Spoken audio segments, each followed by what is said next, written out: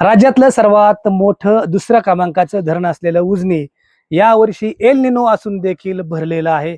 100% उजनी धरण भरलेलं आहे. कारण गेल्या वर्षी यावेळी उजनी धरण अगोदरच भरलेलं होतं. यावर्षी ते भरत नव्हतं.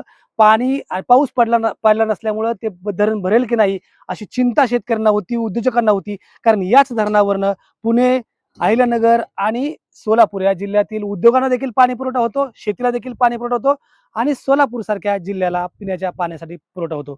त्यामुळं हे धरण भरणं अतिशय महत्त्वाचं असतं. यावर्षी ते भरेल की नाही अशी चिंता होती. मात्र वरच्या धरण साखळीत म्हणजे पानशेत, वरसगाव, टेमघर या धरण साखळीमध्ये पाऊस चांगल्या प्रमाणात झाला आणि अगदी 2-2.5 लाख क्युसेक्स प्रति सेकंद वेगानं देखील पाणी भीमा नदी वाटे या उजनी धरणात आलं आणि त्यामुळं अत्यंत वेगानं हे धरण भरत गेलं आणि आज ते 100% भरलेलं आहे. त्या 100% मुळे शेतकऱ्यांना दिलासा मिळालेला आहे. कारण जेव्हा हे उजनी धरण 100% भरतं, त्यावेळी या धरणावर अवलंबून असलेली 534 स्क्वेअर किलोमीटरच्या परिसरातली शेती अतिशय सुखावलेली असते आणि ती वर्षभर त्या शेतकऱ्यांना आनंदित ठेवते. त्यामुळेच उजनी धरण भरणं अतिशय महत्त्वाचं असतं. कारण उजनी धरणाला स्वतःचा जो पाण्याचा येवा आहे तो नाही. कारण या ठिकाणी पाऊस पडला आणि धरण भरलं असं होत नाही. इतर धरणाच्या ठिकाणी तसं होतं.